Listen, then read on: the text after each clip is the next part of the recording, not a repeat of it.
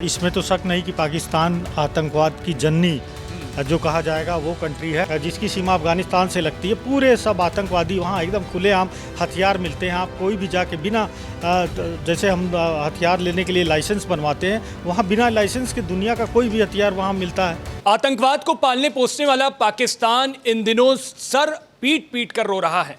वजह है एक के बाद एक उसके आतंकियों के खात्मे। हाल ही में अबू कताल की हत्या कर दी गई। अबू कताल हाफिज सईद, जो 26/11 हमले का मास्टरमाइंड बताया जाता है, उस हाफिज सईद का राइट हैंड हुआ करता था। हाफिज सईद के इशारे पर वो कश्मीर में बड़ी आतंकी घटनाओं को अंजाम देता था और अभी उसकी लिस्ट में कई ऐसी बड़ी घटनाएं थीं।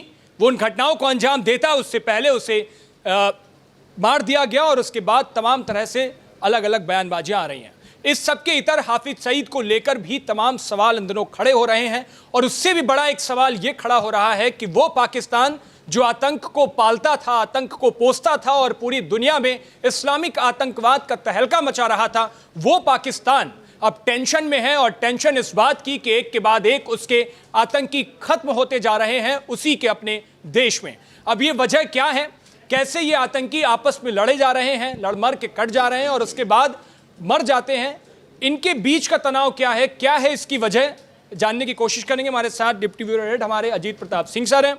सर, आतंकवाद को लेकर के तमाम बड़ी बातें होती हैं। अभी पिछले दिनों जब प्रधानमंत्री नरेंद्र मोदी और तुलसी गबार्ड की बातचीत हुई, उसमें भी इस्लामिक आतंकवाद को लेकर के बड़ी बात हुई। यानी आतंकवाद हमेशा से एक बड़ा मुद्दा रहा है जिसका भारत पूरी तरीके से दुनिया के सामने पुरजोर विरोध करता रहा। अब पाकिस्तान में जिस तरीके से आतंकी घटनाएं होती थी या जिस तरीके से आतंकवादी आपस में इन घटनाओं को रचते थे और अब एक के बाद एक खात्मे होते जा रहे हैं, बीते एक साल में हमने देखा, तो ये क्या बड़ी वजह इसकी हो सकती है? देखिए, सबसे बड़ी वजह है कि इसमें तो शक नहीं कि पाकिस्तान आतंकवाद की जननी जो कहा जाएगा वो कंट्री है। और सबसे बड़ी शुरुआत हुई जब यूएसएसआर की आर्मी अफगानिस्तान में आई तो तालिबान को पाला पोसा गया पाकिस्तान के द्वारा और हथियार पहुंचाए गए अमेरिका के द्वारा। ये तालिबान आज खुद पहले तो ये कहा जाता था कि पाकिस्तान ने बनाया है, लेकिन पाकिस्तान के साथ उसकी झड़पें भी हो रही, सीमा पर काफ़ी तनाव भी है। जहाँ तक पाकिस्तान की बात करें तो ओसामा बिन लादेन हमने देखा पाकिस्तान में था और उसे अमेरिका ने घुसकर मारा। और अब जो आतंकवादी खास करके भारत के खिलाफ जो अंजाम देते रहे घटनाओं का, इनोसेंट लोगों को मारते रहे, जैसे हाफिज सईद है या उसका सहयोगी अबू कताल जिसकी अभी हत्या हुई है, तो ऐसा लगता है कि पिछले 1-2 साल में इन आतंकवादियों के बीच ही वर्चस्व की लड़ाई चल रही है। इसमें ये दिखाने की कोशिश की गई है कि कौन बड़ा है कौन छोटा है। और इस वर्चस्व की लड़ाई में काफ़ी सारे मतलब जो बड़े आतंकवादी थे जो इंडिया में वांटेड भी हैं, चाहे वो जम्मू कश्मीर की घटनाओं में कई बार हुई और चाहे वो 26/11 में मुंबई अटैक का मामला हो, उसमें जो जिनके ऊपर आरोप लगा कि ये उसमें शामिल रहे हैं, उनकी हत्याएं हुई। और अभी हाल में देखा 2-3 दिन पहले अबू कताल जो कि जम्मू कश्मीर में जब टेररिस्ट गए थे अमरनाथ में तो उनके ऊपर गोलीबारी की गई थी, 10 लोगों की मौत हुई थी, तो वो उसकी भी हत्या हुई। ये भी बताया जा रहा है कि उस हमले में हाफिज सईद, चूँकि उसका राइट हैंड था, साथ में था और हाफिज सईद भी घायल हुआ है।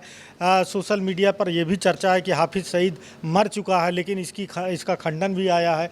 तो अभी कयास लगाना मुश्किल है कि हाफिज सईद जिंदा है या मर चुका है, लेकिन इतना है कि वहाँ के जो बड़े आतंकवादी हैं उनमें खलबली मची हुई है कि आखिर कौन लोग हैं, क्योंकि ये हर एक तरह का घटनाएँ हैं। मोटरसाइकिल से, बाइक से आते हैं लोग और उसके बाद जो है वो हमला करते हैं सीधे और मार देते हैं।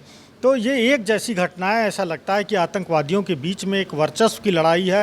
हालांकि पाकिस्तान आरोप लगाता रहा है, कई और खुफिया एजेंसी कहती हैं कि इसमें भारत का भी हाथ हो सकता है, तो कयास लगाने वाली बात है। लेकिन सबसे बड़ी वजह यही नज़र आ रही है कि आतंकवादियों के बीच आपस में वर्चस्व की लड़ाई चल रही है और इसी में कौन मजबूत है कौन कमज़ोर है, इसी में ये लोग मारे जा रहे हैं। और ये सिलसिला चल रहा है, आगे भी चलता रहेगा, क्योंकि तालिबान के साथ भी रिश्ते ख़राब हो चुके हैं ईरान के साथ भी पाकिस्तान के रिश्ते सही नहीं हैं। बलूचिस्तान में हमने देखा कि किस तरह जाफर एक्सप्रेस को हाईजैक किया गया, उसमें 250 से ज़्यादा लोग मारे गए। उसके बाद एक आत्मघाती ने पाकिस्तान सेना का जो बस था उस पे जाके उसने विस्फोट किया, खुद भी अपनी जान दे दी। तो ये सब ऐसे लोग हैं जिसको मरने का डर नहीं है, वो अब आर्मी से जंग ले रहे हैं। और आर्मी के बारे में ये भी सोशल मीडिया पे चर्चा है कि बहुत से आर्मी वाले अब रिज़ाइन कर रहे हैं, वो नहीं चाहते कि पाकिस्तान सेना में नौकरी करें, क्योंकि जान का खतरा इतना बढ़ गया है कि आगे चलकर आर्मी को भी खौफ में है। वहाँ पर इस तरह का माहौल है, यानी पाकिस्तान जो पहले आतंकवाद पालता पोसता था, अब उसी का शिकार खुद बन रहा है।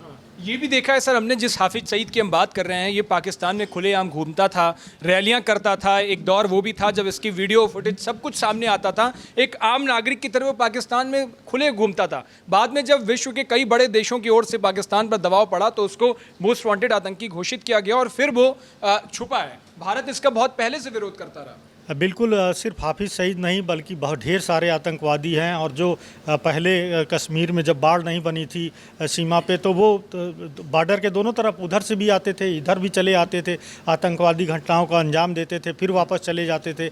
और तो सिर्फ हाफिज सईद नहीं, बड़ी मसूद अजहर से लेकर कई आतंकवादी जो बड़े बड़े हैं वो आते थे कश्मीर में, जो भारत के हिस्सा है उसमें। और कई घटनाएं अभी तक हाल में होती रही हैं। और जहाँ तक हाफिज सईद की बात करें तो हाफिज सईद पिछले 2-3 दशकों से वो आतंकवादी वहाँ ट्रेन करता है, उसके बाद वो इंडिया में इन्फिल्ट्रेट करते हैं और जम्मू कश्मीर से लेके पूरे देश में वो इन घटनाओं का अंजाम देते हैं, इनोसेंट लोगों को मारते हैं। इसमें सिर्फ भारत नहीं कहता, भारत नहीं आरोप लगाता, बल्कि अमेरिका ने भी उसे टेररिस्ट घोषित किया हुआ है। यूएन में भी उसके खिलाफ जो है हमने देखा कि उसे घोषित किया गया आतंकवादी। तो लेकिन पाकिस्तान है कि जो है वो कहीं ना कहीं से बढ़ावा देता रहा। लेकिन अब उसके लिए सबसे बड़ी मुश्किल हो रही है कि आर्थिक हालात वहाँ पर बदतर होते चले जा रहे हैं। तो यदि तो उसको अगर बाहर से पैसा चाहिए, IMF से चाहिए या वर्ल्ड बैंक से चाहिए, तो कई शर्तें होती हैं। वो ग्रे लिस्ट में चल रहा है, तो कई शर्तें पूरी करनी होती है, आतंकवाद के खिलाफ लड़ाई लड़नी होती है। तो ये पाकिस्तान का दिखावा भी हो सकता है कि कुछ आतंकवादियों को मार दिया या जेल में पहुंचा दिया, उनके खिलाफ कार्रवाई की गई, इससे उसका जो ग्रे लिस्ट में है हो सकता है इम्प्रूव हो स्थिति, उसे ज़्यादा लोन मिले और उसकी जो बदहाली है वो ख़त्म हो सके। तो पाकिस्तान फ़िलहाल कुछ कोशिश तो अब हो रही है, पहले बिल्कुल नहीं होती थी। लेकिन सर बेशक पाकिस्तान ये दिखावे के लिए करे, लेकिन आपको ऐसा नहीं लगता है कि जिस तरीके से भारत ने पूरी दुनिया में अपनी धमक बनाई है, तो भारत ने एक स्ट्रैटेजी के तहत ऐसा चक्रव्यूह रच दिया है कि पाकिस्तान को भी आतंकी ना उगलते बन रहे हैं ना निगलते बन रहे हैं, और वो अब बुरी तरह से फंस गया है कि इनका करे क्या, क्योंकि कोई उसे कर्ज देने को तैयार नहीं है। दुनिया के कई बड़े देश पाकिस्तान को अब दुत्कारने लगे हैं, वहाँ पर उसकी वो साख भी कम होती नज़र आ रही है। देखिए, इसमें कोई शक नहीं है, पूरी दुनिया जानती है कि पाकिस्तान में जो आतंकवादी हैं वो पाकिस्तान सेना पालती पोसती है, वो उन्हें ट्रेन भी करती है, ट्रेनिंग भी दी जाती है। आप देखिए कि जो मुंबई अटैक में जो आतंकवादी पकड़ा गया था, उसने पूरा कन्फेस किया कि आर्मी के लोगों ने ट्रेनिंग दिया उनको और उसके बाद फिर वो यहाँ पे आए। और कई आतंकवादी पकड़े गए, उन्होंने भी कन्फेस किया कि पाकिस्तान की आर्मी वो ट्रेन करती है। चूँकि भारत की आर्मी बहुत मजबूत है, उससे वो लड़ नहीं सकते, उससे जीत नहीं सकते, तो वो छद्म युद्ध आतंकवादी भेजते हैं और इनोसेंट लोगों को मारने की कोशिश करते हैं। लेकिन अब देखिए वही आतंकवादी अब इंडिया में आ नहीं पा रहे हैं। इंडिया भी जो है पहले की तरह सॉफ्ट स्टेट है नहीं, वो घर में घुस के मारता है। आप देखिए पुलवामा के बाद जिस तरह से वहाँ पे घुस के मारा गया, एयर स्ट्राइक करी गई, तो अब वहाँ पे डर लगा रहता है कि अगर यहाँ पर कोई घटना हुई तो भारत कहीं अंदर घुस के न मारे, उनका हिस्सा छीन ले। ये भी चर्चा चल रही कि जो पाक ऑक्युपाइड कश्मीर है वो भी भारत वापस ले ले। तो ये सब वजहों की वजह से अब वो आतंकवादी भारत में ज़्यादा घटनाएं अंजाम नहीं दे पाते। तो अब वो क्या करें, तो वो पाकिस्तान में हो रहा है। आप देखिए पूरा बलूचिस्तान, उनका नॉर्थ वेस्टर्न फ्रंट जो फ्रंटियर राज्य है जिसकी सीमा अफ़गानिस्तान से लगती है, पूरे सब आतंकवादी वहाँ एकदम खुलेआम हथियार मिलते हैं। आप कोई भी जाके बिना जैसे हम हथियार लेने के लिए लाइसेंस बनवाते हैं, वहाँ बिना लाइसेंस के दुनिया का कोई भी हथियार वहाँ मिलता है।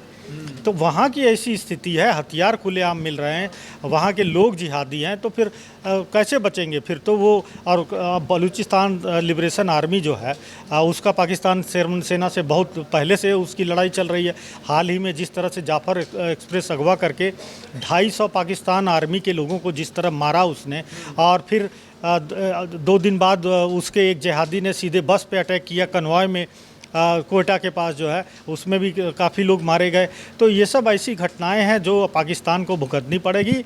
पहले चूँकि ये सब इंडिया भुगता था, लेकिन अब चूँकि इंडिया ज़्यादा मजबूत हो चुका है आर्थिक रूप से भी, सामरिक रूप से भी, लेकिन पाकिस्तान की स्थिति आप देखिए बहुत कमज़ोर होती जा रही है। और हो सकता है आगे चल के हम देखें कि पाकिस्तान टूट कर कई राज्यों में नए देश हो सकता है, खासकर बलूचिस्तान, सिंध, ये सब जो है एक अलग राष्ट्र बन सकते हैं। ऐसी भी एक्सपर्ट ने जो है आशंका जताई है।